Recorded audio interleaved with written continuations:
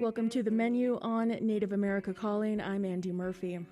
Health and nutrition experts and groups say the new dietary guidelines promotion of meats and dairy goes against sound science. At least one Native nutrition expert say the guidelines' leniency on saturated fats could be detrimental to Native people who have the highest rates of heart disease and diabetes. Tribes in the Pacific Northwest are coming up with management plans to protect salmon from seals, and urban Native communities bring bison herds closer to city dwellers. We're back after the news.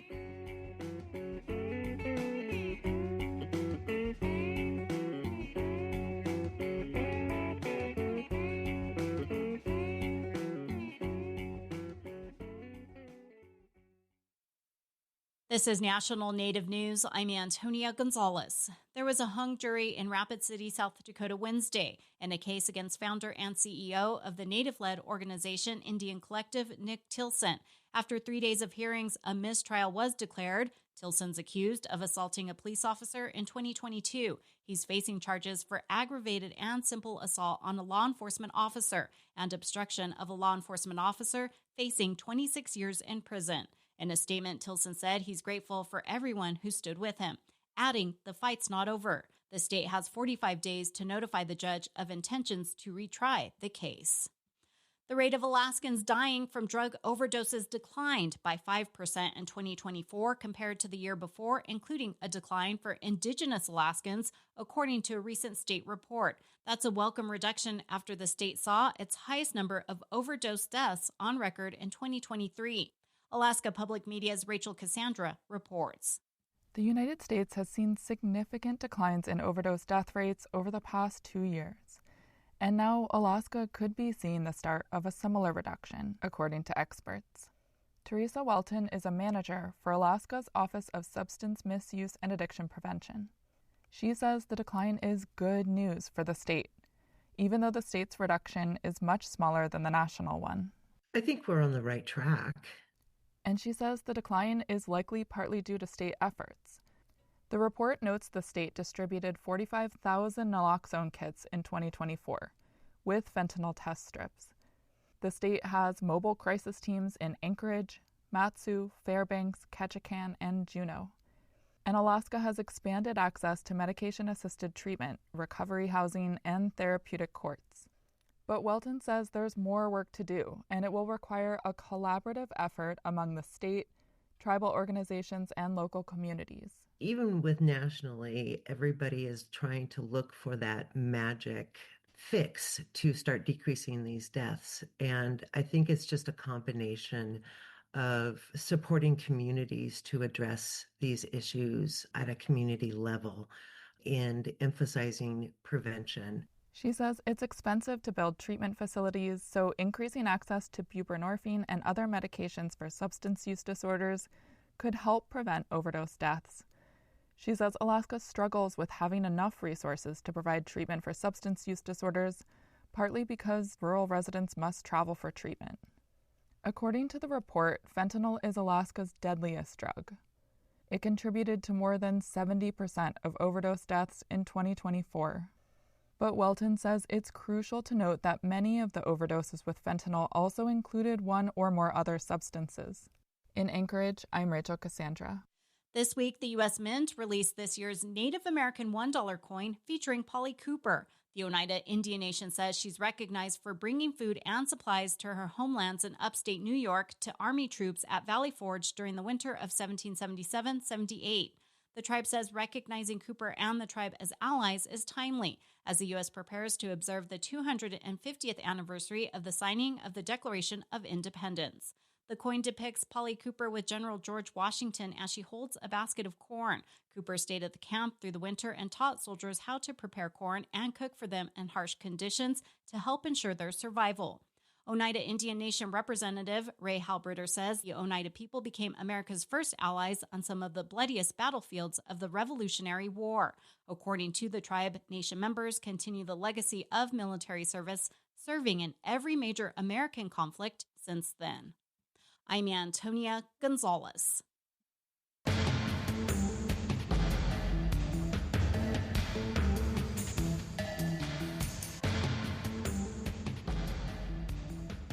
National Native News is produced by Koahnic Broadcast Corporation with funding by the Corporation for Public Broadcasting.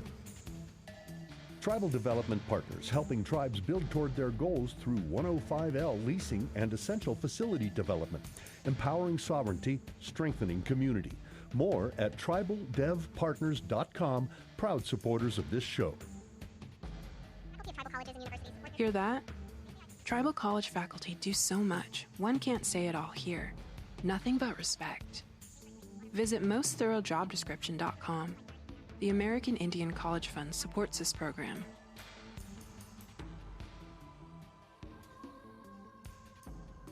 Native Voice One, the Native American Radio Network.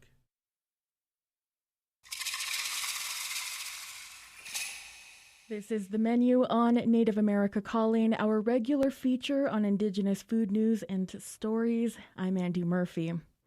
Tribes in the Pacific Northwest are looking at ways to protect salmon runs from seals and sea lions, which are protected by federal law and currently experiencing a population boom. Tribes say that law is infringing on their treaty rights. We'll talk about that later in this hour.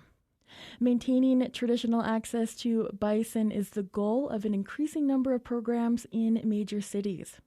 The American Indian Center of Chicago is attending a small herd just outside the city for urban Native residents, and a Denver organization is facilitating ceremonial harvest and butchering of bison within that city.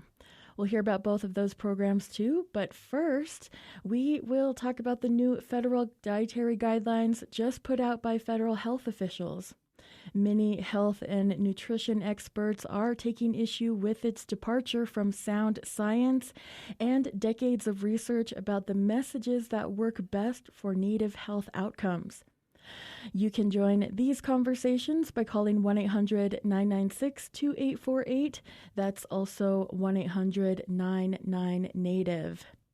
Joining us from Sault Ste. Marie, Michigan is Dr. Tara Maudry.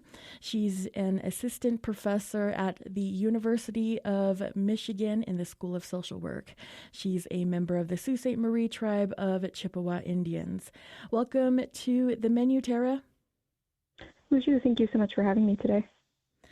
So why do dietary guidelines get reworked every 5 years?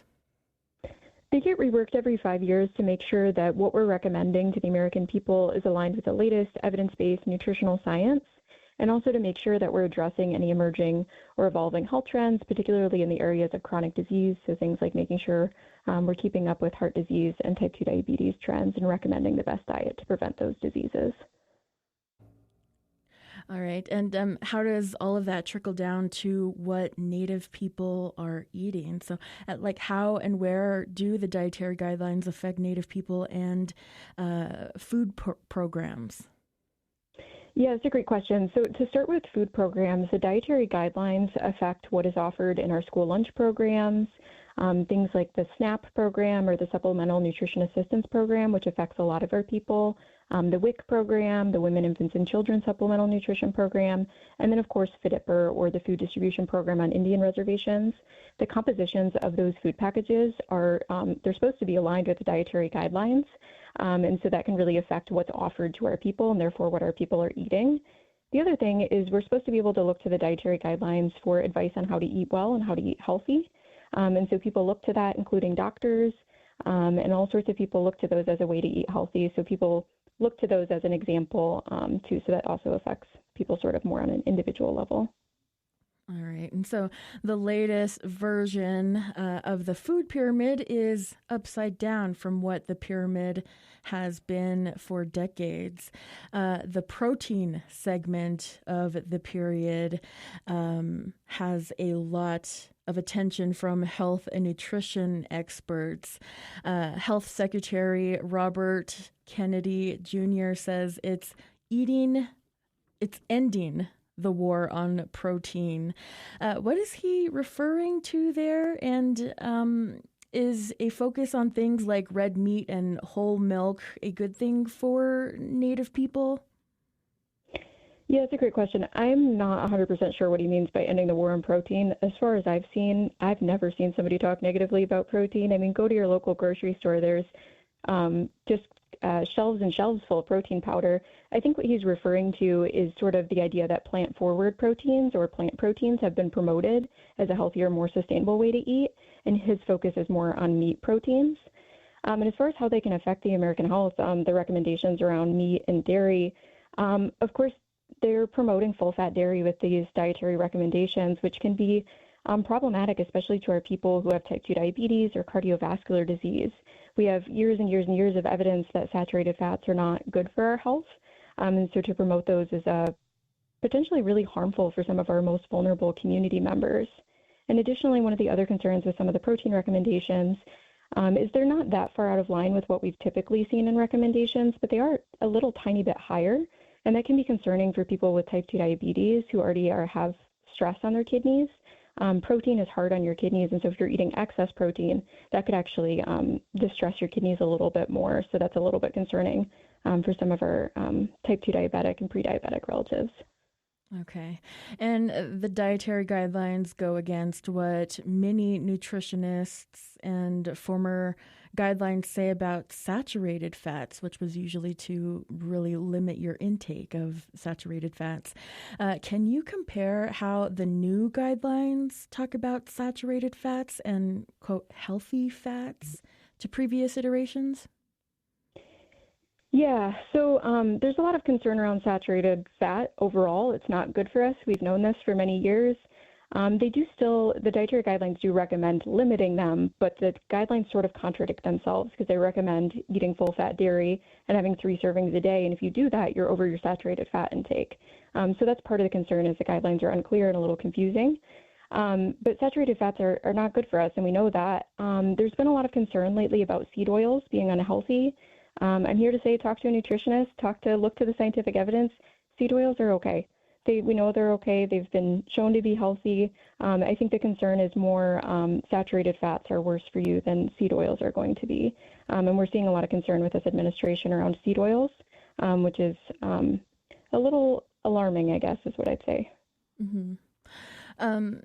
I know one thing that is missing, which isn't surprising, is Native food, Native Americans. And I spoke earlier with a scientist who was on the Dietary Guidelines Advisory Committee. Dr. Valerie Jernigan is Choctaw, and she was the first Native person appointed to the committee. She's a professor of medicine and director of the Center for Indigenous Health Research and Policy at Oklahoma State University's Center for Health Sciences. The committee's work started in 2023 and was handed over to a group of scientists appointed by the Trump administration to interpret their recommendations. She says the result doesn't reflect what her committee recommended. The evaluation of the science, it takes us 2 years to go through all the science. So the fact that they rejected so much of what we did is just, it's never happened before. An area of health equity that was examined was indigenous diets. And we found that, yes, you can consume an indigenous diet via the food pattern models that we did for Cherokee, a Native Alaska diet. I think we looked at a Navajo diet. Those diets were hitting all of the recommended daily intake of nutrients, vitamins and minerals, and food groups. And that was great news because it means we can support indigenous diets as healthy diets that should be endorsed by policy to be reimbursed, to be supported through federal programs. That's the big win when it comes to doing food pattern models for diverse indigenous diets. To my knowledge from reading the Scientific Foundation report that the new administration released, they did not mention or reference, the work that was done there. their justification for redoing a significant amount of the dietary guidelines that we released was because we looked at the science with a health equity framework in mind. But the emphasis I would put here on that argument is that it did not change the science. The science is what the science is, and that is our role as scientists. As we read the studies, we interpret the studies, we look at the level of sample, we look at, is it scientifically rigorous, is it statistically significant, is the study correctly powered? And then when we are looking at that science and have made a decision about those scientific factors, we think about equity issues like, were these studies conducted only with white populations? If that's the case, that's a limitation to the science. And we note that, but it doesn't change the science. Tara, do you have a comment about what Dr. Jernigan just shared?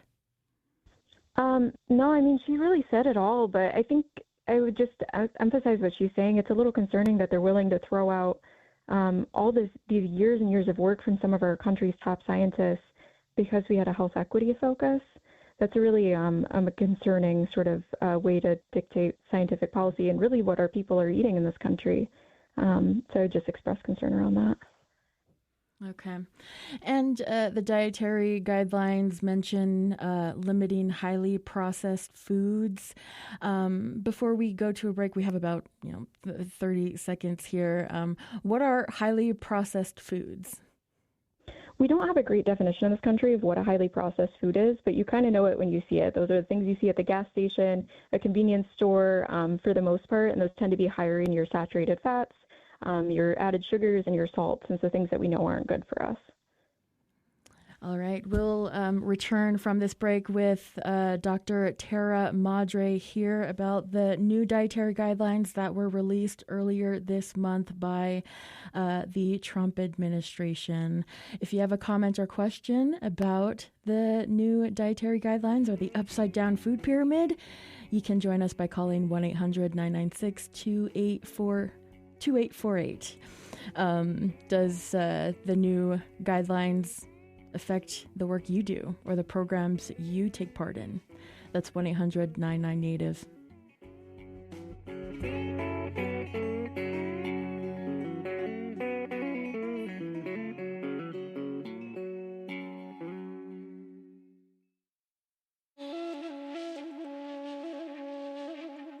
Tlingit and Unangan musician Yatsin pushes his signature experimental psych pop sound to new heights in his latest album, Stand on My Shoulders. It features the talents of the rock band Portugal the Man and abstract hip-hop artist Pink Sifu. Yatsin is one of the artists we'll highlight on the next Native America Calling.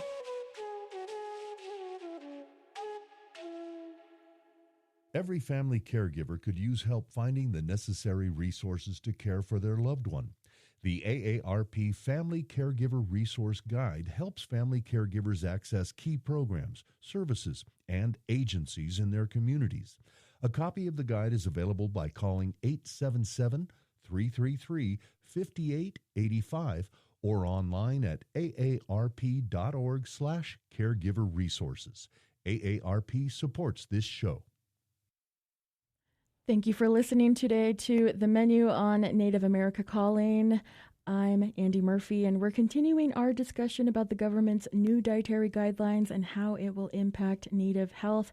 You can join our discussion with your comments or questions by calling 1-800-996-2848. That's also 1-800-99-NATIVE. I want to go back to Dr. Tara Madre here. Tara, you were just talking before the break. We were talking about highly processed foods and how it's, not cut and dry about, what exactly highly processed foods are. But the guidelines say that we should limit our intake. Do you find any maybe confusion there about their messaging when it comes to limiting highly processed foods?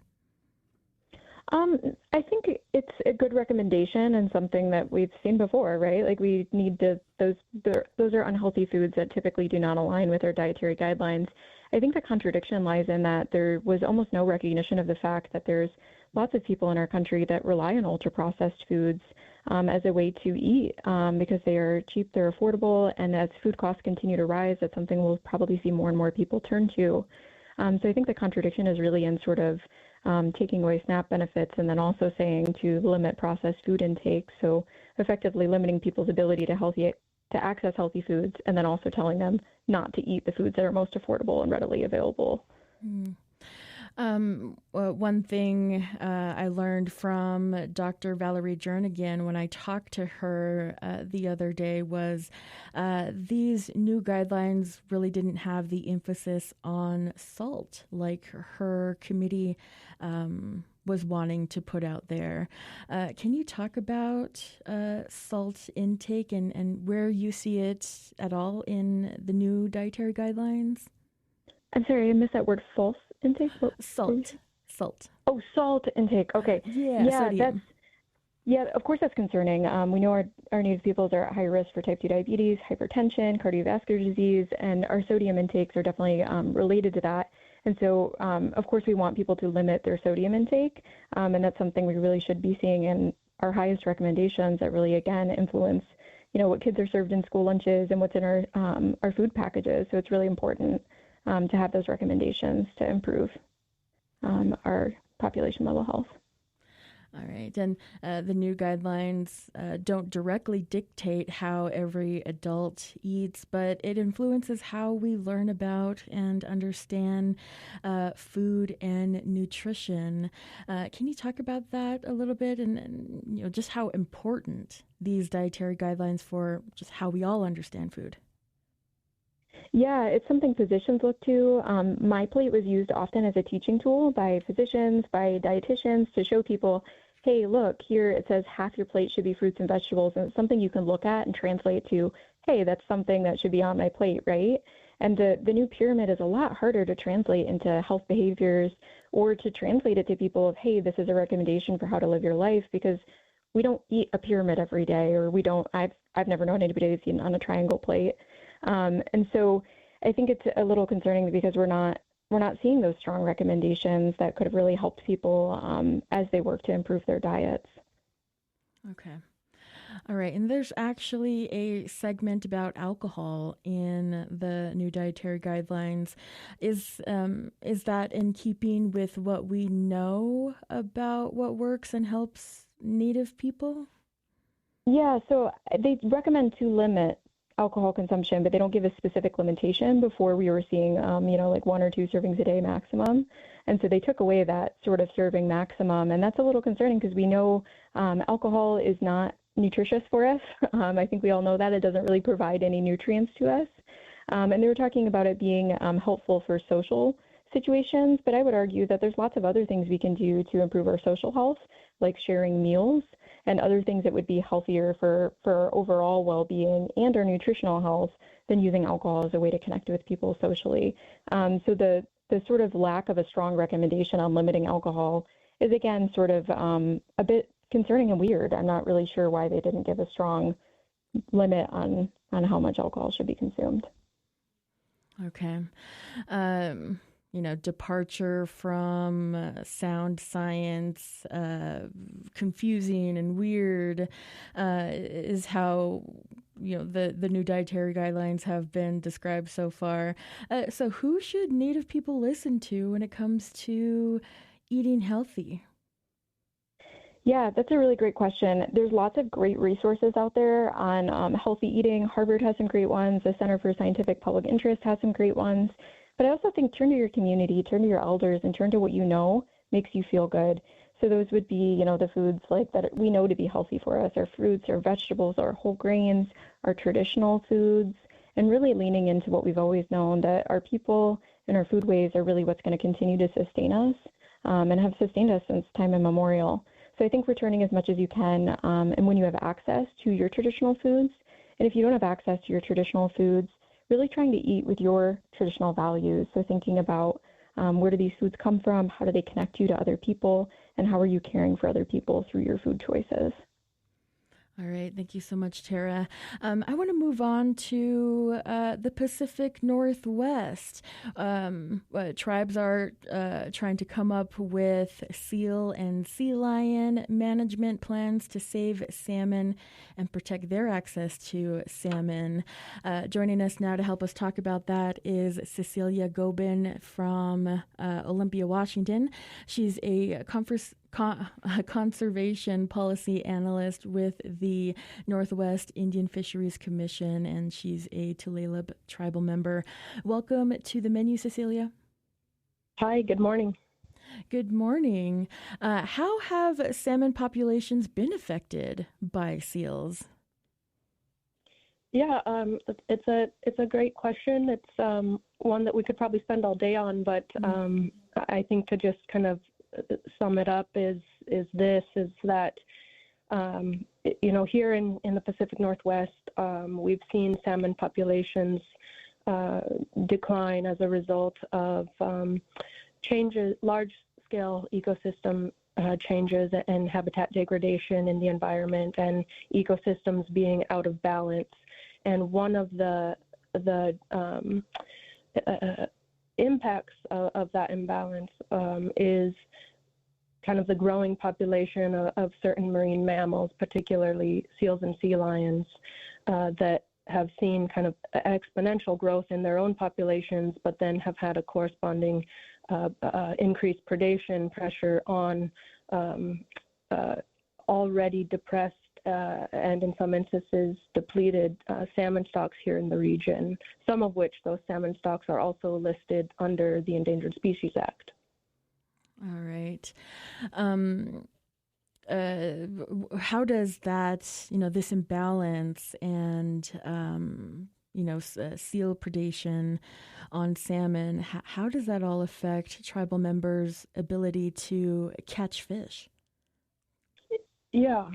Again, we're here in the region. We're seeing and have been trying to draw attention to the fact that the increased predation pressure on salmon by pinnipeds, seals, and sea lions has not only impacted our ability to effectively and successfully recover these stocks, but it's also had a simultaneous effect in that it's impacting the tribe's ability to meaningfully exercise and take or catch fish, again, because you're having increased pressures on already depleted species. And we know that, these salmon populations are central not only to ecosystem health as a keystone species, but also are critical to the tribe's treaty rights, our cultures, our subsistence practices, and our economies. And when you're having increased pressure and targeting on an already depleted species, that really places undue burden and pressures on tribal communities and tribal fisheries. Okay. Sometimes I get a picture of folks, in the water. They have their nets in the water, and then a seal is, coming to pick them out of the nets. Is that sort of what's actually happening there in the river? Yeah, in the river, and also in marine environments. So we're seeing predation not only in kind of estuaries and the mouths of rivers and significantly upriver, but also in those marine environments, those saltwater environments. Absolutely, I come from a fishing family. I'm a commercial fisher myself. I've witnessed it firsthand where you barely put your net in the water and get it all out there before a seal or sea lion is in the net targeting the fish that might be in your net. And, oftentimes if they're really good, they'll take the whole fish, but oftentimes they just target, the fatty belly of a fish, and you pull your net up and you end up with half a fish or, 3/4 of a fish that you have to either just take home, but commercially, you can't sell that. That's not a viable product. People want whole fish in the market, not something with a stomach taken out of it by a seal. So, okay. Seals and sea lions are protected by the Marine Mammal Protection Act. How does that complicate the issue? Well, it complicates it on a couple levels, particularly for our interest here in the Pacific Northwest and for the treaty tribes here in Western Washington. Certainly, we are very attuned to the fact of how the Marine Mammal Protection Act interacts with the tribe's treaty right, which is the supreme right, but also how the Marine Mammal Act interacts with other statutory frameworks and obligations, such as the Endangered Species Act, which is in place to protect listed salmon in the region. And so, when we see, as currently implemented, the Marine Mammal Protection Act prioritizing marine mammal abundance without integrating then the status of their prey, that is salmon, or the functional capacity of our broader ecosystems here, it is effectively placing marine mammals in conflict with tribes' treaty right, our right to fisheries, our right to the fish itself, but also to our broader salmon recovery efforts and our broader fisheries management efforts here in the region. And it really places, again, an undue burden on tribal communities and tribal fisheries that then have to bear the brunt of conservation. Okay. All right. So where is this dispute resolved? Or where can it be resolved? Yeah. Mm-hmm. Well, that's a great question. Some people might say this is a legal question that you might find yourself trying to adjudicate via the courts.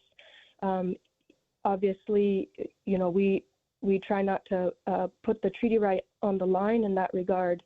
And really, this is about a resource management, ecosystem management issue. And so we're really looking for an avenue that resolves this vis-a-vis active and adaptive management, one that is based on ecosystem-based approaches, one that is, a management plan, a resource management plan here in the region to address the predation of pinnipeds on salmon, to address populations that are in and overabundance, to bring that ecosystem back into balance. And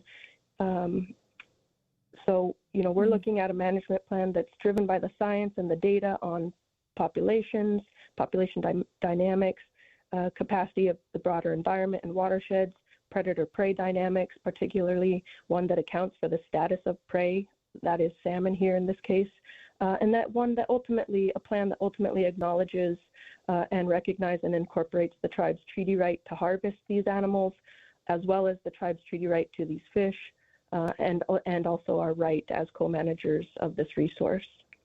Okay. Currently, are any tribes maybe pushing the limits or maybe, seriously thinking about lethal management plans? It's currently all in conversation. There's not a single method or kind of silver bullet here to address this problem. It's going to be a multi-pronged approach, a multi-leg strategy, one that in the immediate probably will include some lethal take options. And we, tribes in our region, we already have tribal codes and ordinances that allow for the protection of gear and catch and human life while executing an active fishery. So that means if your gear or catch is being threatened, or your life is being threatened by a marine mammal, a pinniped, that you are able to otherwise harass or try to get that animal off of your gear. Sometimes that results in a lethal take. Oftentimes, though, it's kind of just on the level of hazing or harassment or those sublethal tactics to try to get them just up and out of the region and off your fishing net. Okay. Got it. I can see, why you mentioned, putting treaty rights on the line here. Seals preying on salmon isn't a new problem.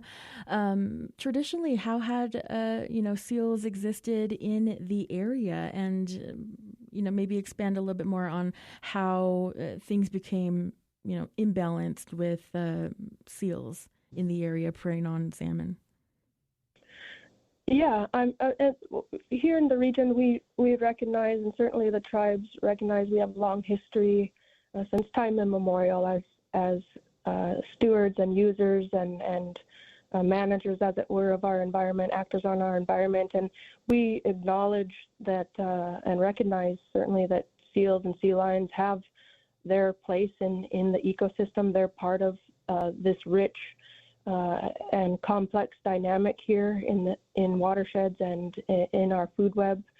What the problem is, however, is that legal frameworks such as the Marine Mammal Protection Act have allowed for kind of the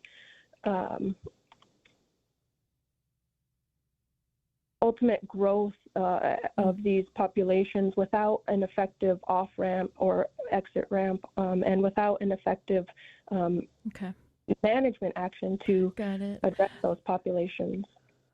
All right, Cecilia, we're going to go to a break now. You can join our conversation just right after this. We're at 1-800-996-2848. Skugtash. For more than 40 years, Ramona Farms has revived ancient traditional foods, tepary beans, pinoli, polentas, and more, all from store.ramonafarms.com. Ramona Farms supports this show. Tomye. Need an actionable plan to achieve your goals? Kaufman & Associates strengthens Native organizations through culturally grounded strategic planning. More at kaufmaninc.com, KAUFFMANINC.com. Thank you for tuning in to The Menu on Native America Calling, our regular feature on Indigenous food news and stories. I'm Andy Murphy. Urban Native residents don't typically come across buffalo, but a handful of programs aim to change that. We're going to hear about that coming up just a bit here, but you can join our conversation with your comments or questions by calling 1-800-996-2848. That's 1-800-99-NATIVE. Joining us from Chicago, Illinois is Denisa Ukama. She's the Community Engagement Coordinator for the American Indian Center of Chicago. She's a citizen of the Eastern Band of Cherokee Indians. Welcome to The Menu, Denisa. Hi, Andy. It's great to be here.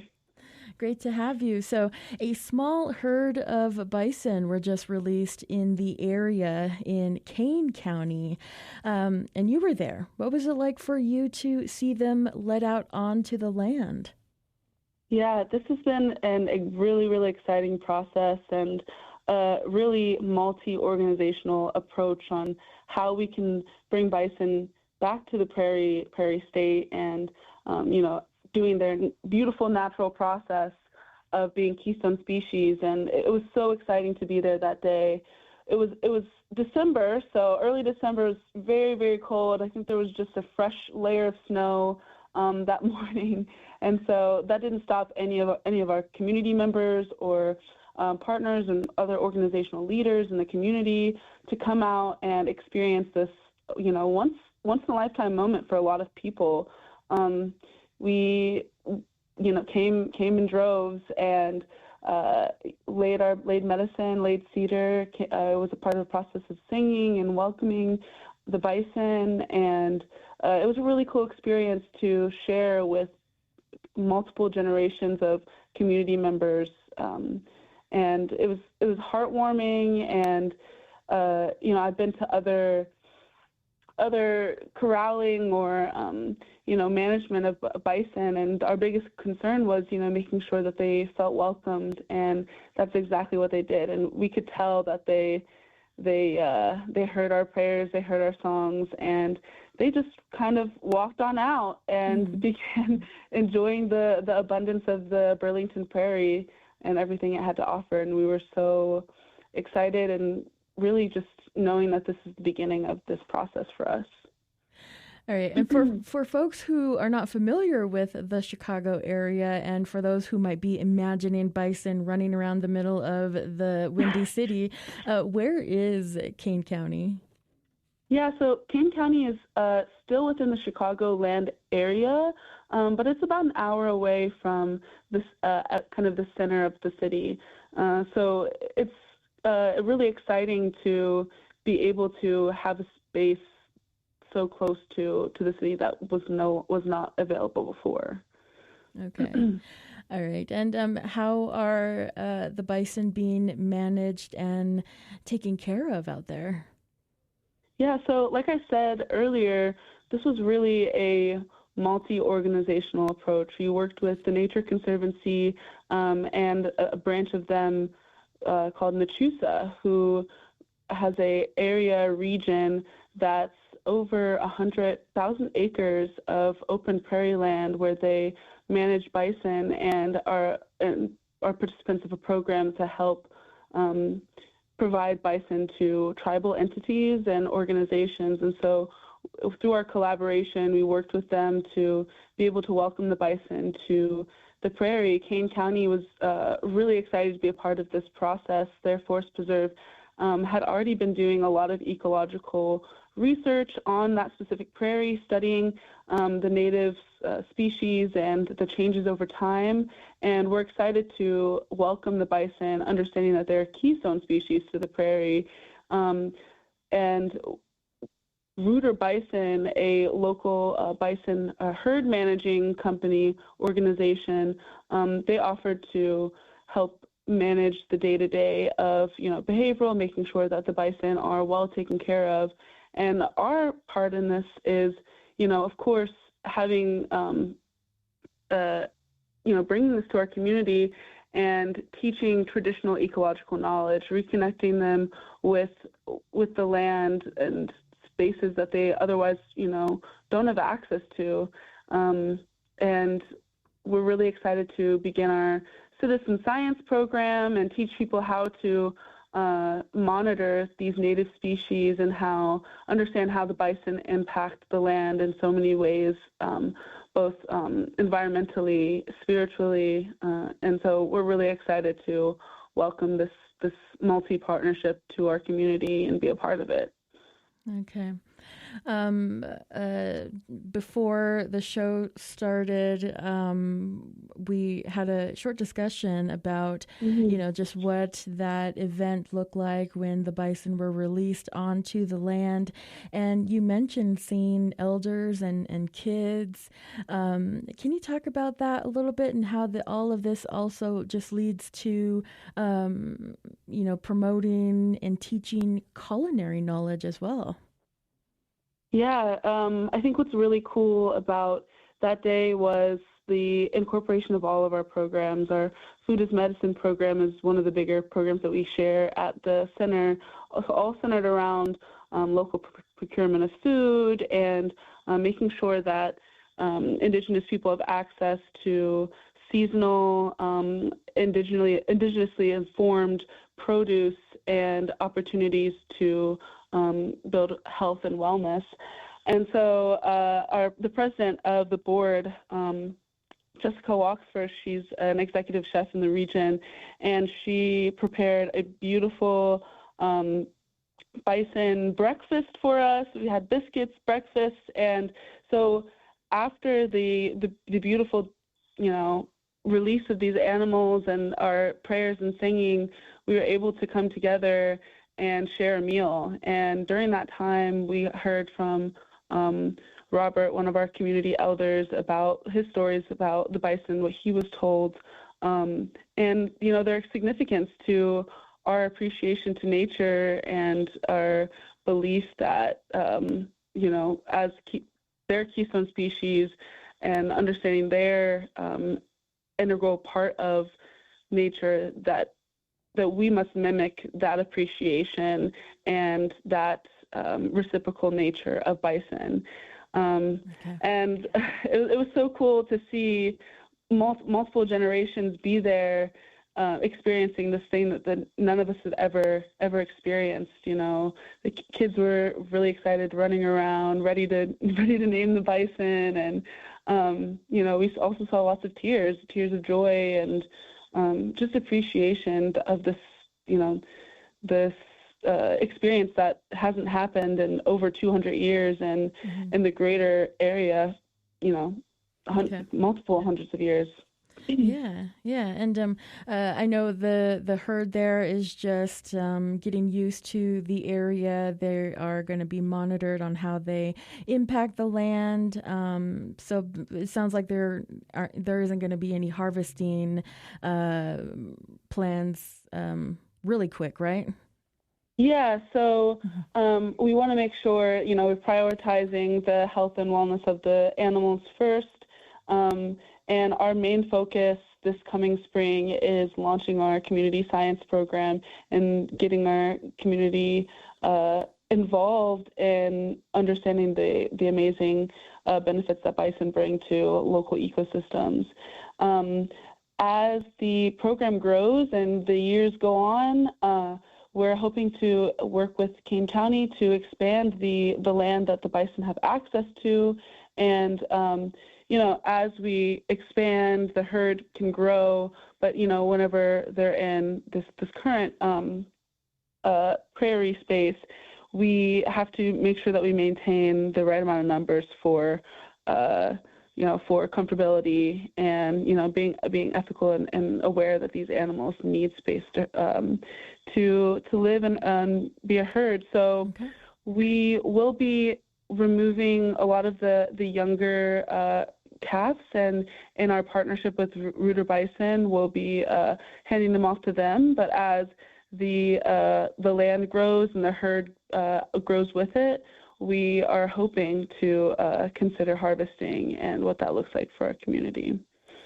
All right. Well, I want to go over to Louis Tallbull in Denver, Colorado. Their urban community has been harvesting bison for a couple of years now.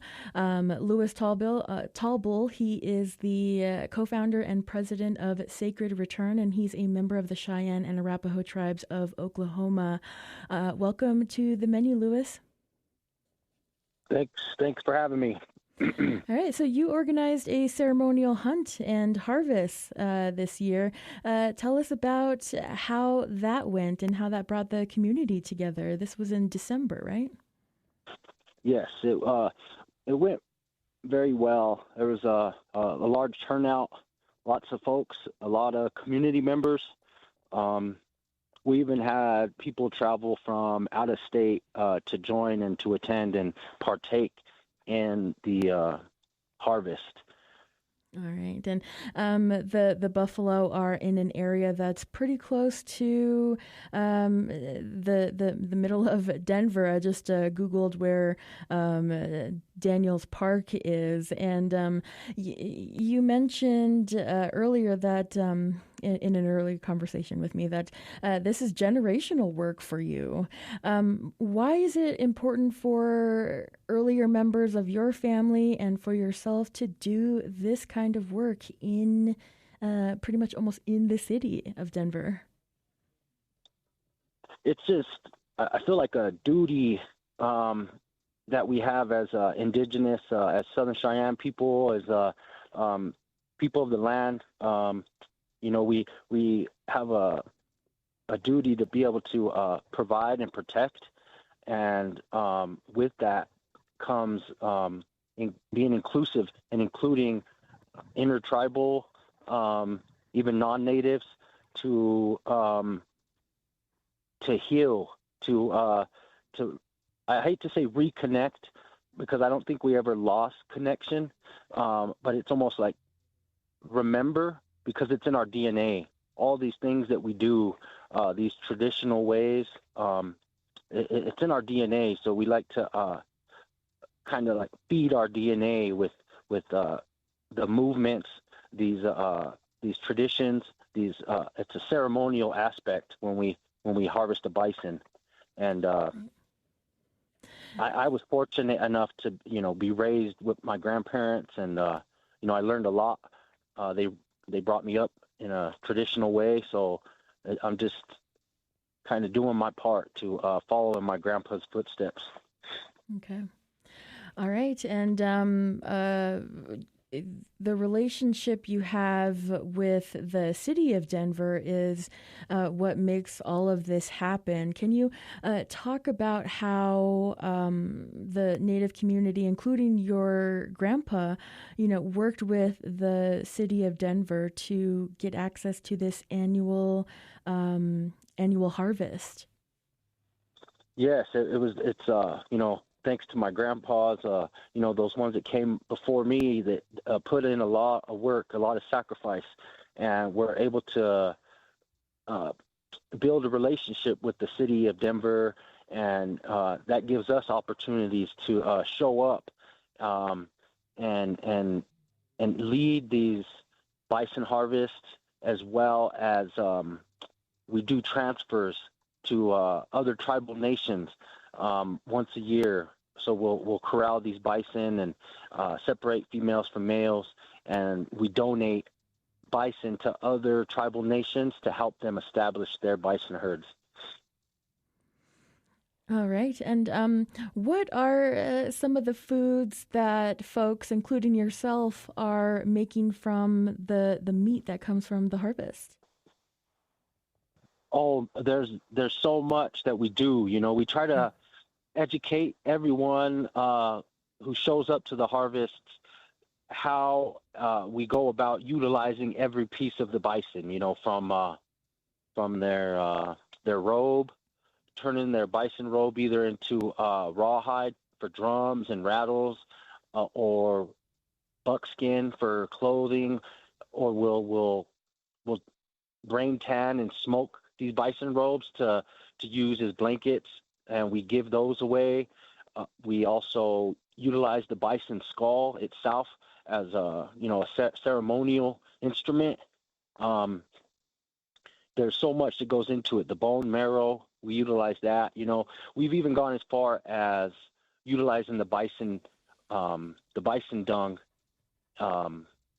as fertilizer, as well as working with Denver Zoo and other organizations to help utilize every piece of the bison. So it's wonderful being able to educate folks.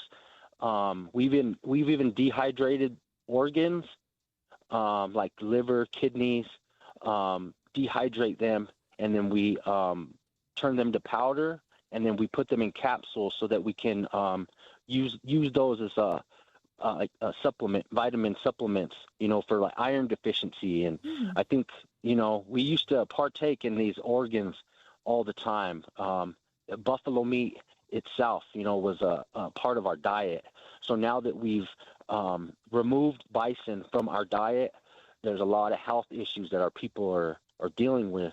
So we're trying to reintroduce bison into our diet so that we can heal from the inside out. Got it. All right, all right there in pretty much in the city there in Denver.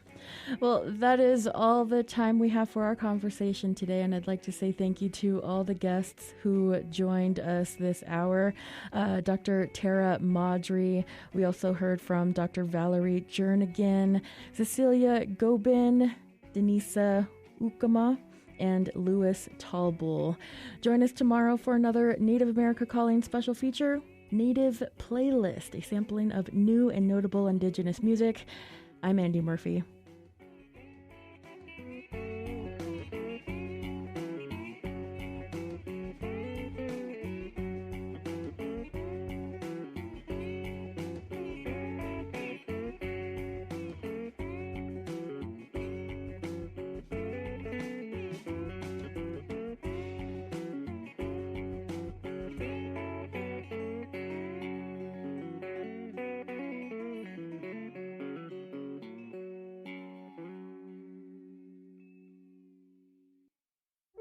Repatriation is the return of ancestors and stolen culture.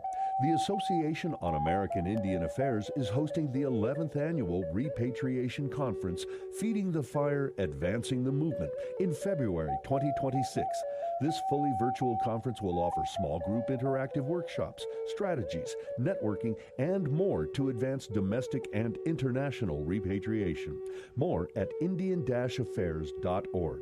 The association supports this show. The faculty of tribal colleges and universities support their students in countless ways. They say I believe and offer help before it's asked. Hear that? That's everything tribal college faculty do for their students on Fast Forward. Because if one tried to say it in real time, they'd be here all day. They teach, guide, comfort, and connect. And for that, the community is grateful. Learn more at mostthoroughdjobdescription.com. The American Indian College Fund supports this program. They give extensions, cheer progress, share laughter, create calm, and allow reflection. They inspire hope, share wisdom, guide gently, validate feelings.